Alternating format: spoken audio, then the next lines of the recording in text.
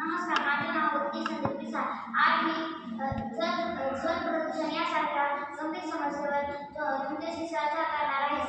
जल हे जीवन आहे, पण मानवी चुकीमुळे ते आता दूषित झाले आहे. कारखान्यातून निघणारे सांडपाणी, घरगुती केलेला कचरा, शेतातील कीटकनाशके यांच्या वापरामुळे पाणी दूषित होते. त्यामुळे टायफॉइड, कॉलरा यांसारखे आजार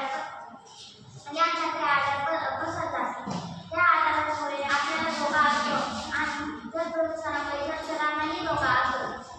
मित्रांनो, तुम्हाला माहिती असेल, आसाममध्ये काही वर्षापूर्वी 5-6 वर्षापूर्वी कोरोना आला होता. या संसर्गामध्ये हा संसर्ग खूप वाढला असल्यामुळे यामध्ये लॉकडाऊन करण्यात आला.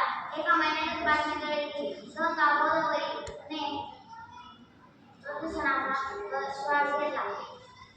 माझे नाव संध्या आणि भोसले. मी आज जल प्रदूषण या विषयावर बोलणार आहे. जल प्रदूषण हे खूप गंभीर समस्या आहे. या समस्येमुळे मानवी जीवनावर धोका आलेला आहे. असं म्हणतात की नुसतं मानवी जीवनावर धोका आला आहे, पण सर्व सजीवांवरती धोका आलाय.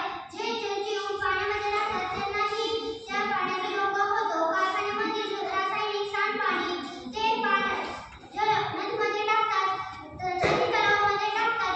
घरगुती केर कचराही नदीमध्ये टाकला जातो, त्यामुळे नदीचे पाणी दूषित होते. मी समृद्धी महेंद्र काळे. मी आज जल प्रदूषणाचे उपाय सांगणार आहे.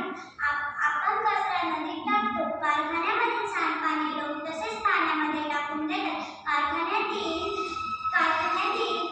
सांडपाणी ते सगळे नदीमध्ये टाकलं जातं. घर कचरे हे सगळं नदीमध्ये टाकलं जातं.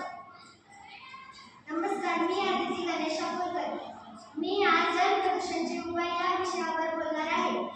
आपण मनुष्य नदीत कचरा टाकतो, कारखान्यातील सांडपाणी लोक तसेच नद्यांमध्ये सोडतात. कारखान्यातील पाणी प्रक्रिया केल्यावरच नद्यांमध्ये सोडले पाहिजे. माझे नाव फ्रान्सी मुरादाची. मी आज जल प्रदूषण